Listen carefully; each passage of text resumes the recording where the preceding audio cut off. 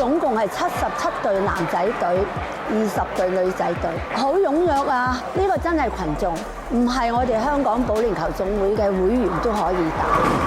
強咗項目，咁當然係希望多啲人去參與啦。今次參加比賽嘅水平都好高啦，希望藉住呢個比賽，其實係令到佢哋係有參加大比賽嘅機會啦，同埋可能見到好多嘅高手出現之後，就令到佢更加有呢個興趣去發展咯。因為難得有呢個機會啦，都可以即係同其他唔同嘅保齡球手一齊再有比賽嘅感覺。感覺上就係即係而家突然間重返翻去球場，仲有我哋以前嘅隊友一齊打翻，其實係真係好期待咯。我哋今次參加呢個全運會嘅選拔賽咧，想大家共同再努力去做多次踏上頒獎台呢一個夢。即係我哋要一齊要打，一齊要追夢咁樣去打咁樣咯。